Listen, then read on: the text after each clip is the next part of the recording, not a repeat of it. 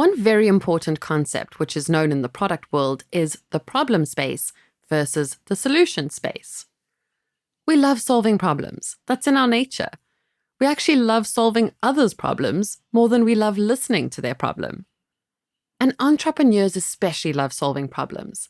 They love talking about their ideas in the following way.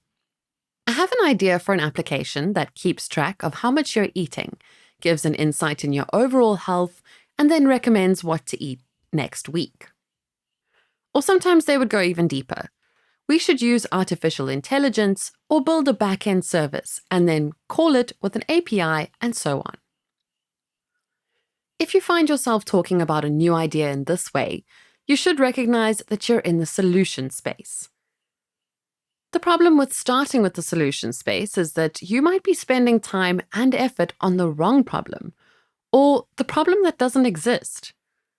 And that's a moment when you need to go back to the problem space. The problem space consists of elements like problem, pain, questions, emotions, urgency, importance of the problem, or current ways to solve the problem. Once you have a good understanding on these questions, only then can you move to the solution space. You can then think of a product that could solve the problem, and later at some point, you could focus more in detail on the implementation. For example, which technology is the best fit, or should AI be used? This is a nice quote from Albert Einstein. If I had an hour to solve a problem, I would spend 55 minutes thinking about the problem and 5 minutes thinking about the solution. There is one interesting story that explains the problem versus solution space. When NASA was preparing to send the astronauts to space, they realized that traditional pens are not working there because there's no gravity and the ink in the ballpoint pen won't go down. To solve this problem, in 1965, the Fisher Pen Company ended up inventing the space pen.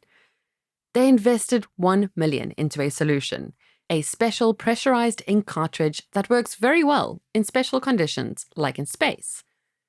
The Soviet Union Space Agency had the same problem, but the way they solved the problem was actually giving astronauts pencils instead of pens, which solved the same problem but much cheaper. It's very important to remember, during user research, you never pitch a solution. You only listen to understand the problem. And even more, customers love talking about solutions. When talking to a customer about their needs, very often, they would directly start proposing a solution. Should you listen to them? No, you should just go, step back, and navigate the discussion in a way to focus on the problem and not on the solution. When it comes to problem versus solutions, there is one nice common framework for discovering problems, which is called jobs to be done. In the jobs to be done, the key idea is to focus on understanding the customer's goal or the job. So you ask, why does the customer want to hire the product? What is the hire purpose? Then you go deeper and deeper to understand the true motivations for buying, the emotional or the social aspect. So if the customer is saying, I want my floor as clean as possible when I vacuum, then they are directly proposing a vacuum cleaner as a solution. If you listen to the customer, you would directly think about improving the current versions of the vacuum cleaners. But once you try to avoid talking about a solution, you might discover that what a customer actually needs is having a clean living space.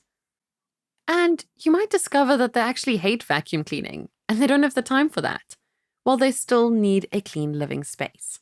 So that discussion could lead to an idea to build a robot vacuum cleaner as a solution.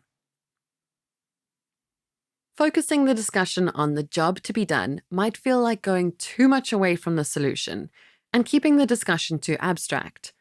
However, keep in mind that this is the way that the best innovative products are created.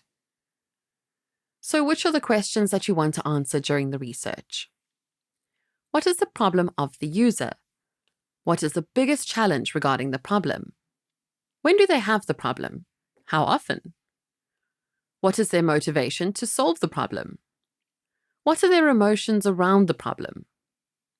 Is it important? Is it urgent to solve the problem? What are the current ways they're solving the problem? How happy are they with the existing solutions? And once you have a good understanding of the problem space and the customer needs, only then can you move towards the solution space.